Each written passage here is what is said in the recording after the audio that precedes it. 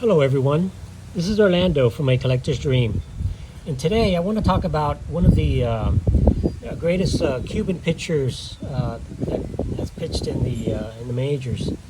And as you know, I'm originally from Cuba, and I enjoy collecting some of these Cuban players.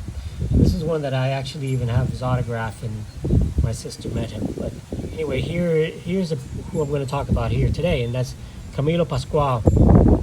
Camilo Pascual, this is his second year. This is a 1956 card with the Washington Senators. He started in 1954, and 55 was his rookie card.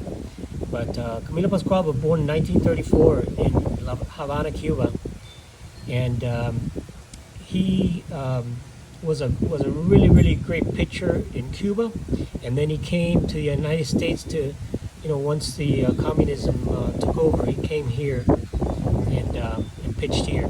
He had a WAR of almost 40.9 WAR for a pitcher, which is excellent. Not quite Hall of Fame material, but he has been inducted into the Cuban Hall of Fame and also in the Minnesota Twins Hall of Fame. And here's the back of that card, and it says, Camilo is at his best when the pressure is at its greatest. Now, he started as a reliever first, and he says, I love trouble. He has a variety of pitches that keeps batters guessing. Took him 3 years to go from Class D to the majors. He was a great pitcher, and you could see, he started bad 2-12 here, but again, he was a reliever in the beginning. They used him as a reliever, but when he was finally put to be a starter, he ended up winning over 174. He won 174 games, and his lifetime ERA was 3.63.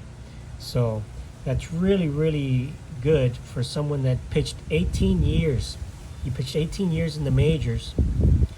Ended up, almost 3,000 innings pitched. He had 36 shutouts and 132 complete games. And here he is with another Cuban pitcher, Pedro Ramos, when they pitched together with the Senators. And there's Camilo Pascual, pitching partners. And it talks about him in the back. 2 top right-handed flingers on the Senators. Camilo and Pedro are rough on the American League foes. So it talks about both of these top. The problem with Camilo was that he never pitched for good teams. He always pitched for bad teams.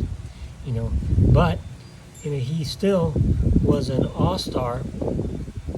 I think it was a 7-time all-star.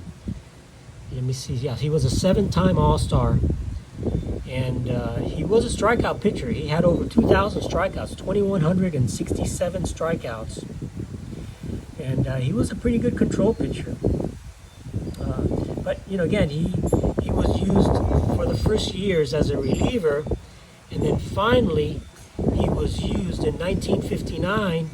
Washington started using him as a starter. In his first year as a starter, he went 17-6. He went, sorry about that. He went 17-10, and he had a league lead with 17 complete games.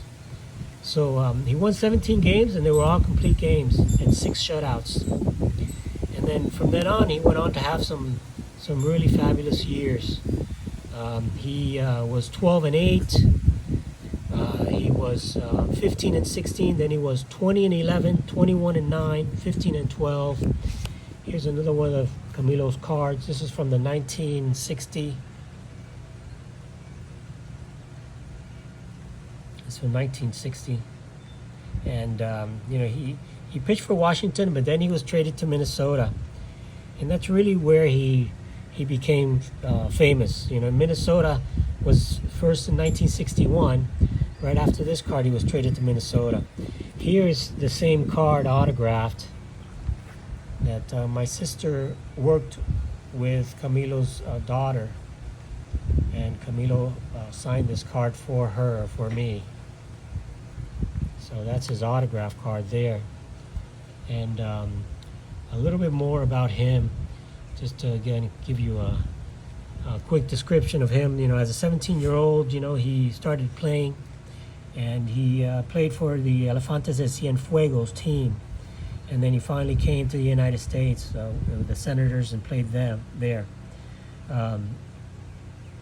It said from the period of 1959 to 1964 would see Pascual's peak years. He would win at least 12 games every season while leading the league in complete games, in shutouts and in strikeouts 3 times each, racking up all 5 of his All-Star appearances. It says that in 1962 he won 20-11 and led the league in complete games and shutouts and strikeouts. And here is his 1962, that he was a strikeout leader. He had more strikeouts than Whitey Ford and Jim Bunning, who were considered the top pitchers of the day, back in the day. So over his career, Pascual led the league in strikeouts in 1961, in 1962, and in 1963. So, you know, they talk about pitchers that had a good short span of excellence, like a Sandy Koufax. Well, Camilo was the same way. You know, he ended up winning, a 20-game winner twice. Again, this is for teams, Washington and Minnesota, who were not the best teams around, you know. And so some of the things that he was known for was, you know, after he retired, he became a scout. And as a scout, he really recruited a lot of players from South Florida. And some of the players he recruited and signed to the majors were Jose Canseco, which was one of his biggest, signings. He also signed Alex Cora, another Latin player.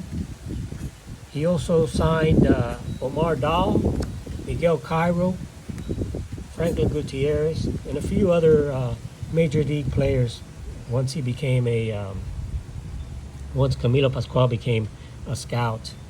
In 1983, he was elected to the Cuban Baseball Hall of Fame. In 1966, he gained induction into the Caribbean Hall of Fame. And he also became inducted.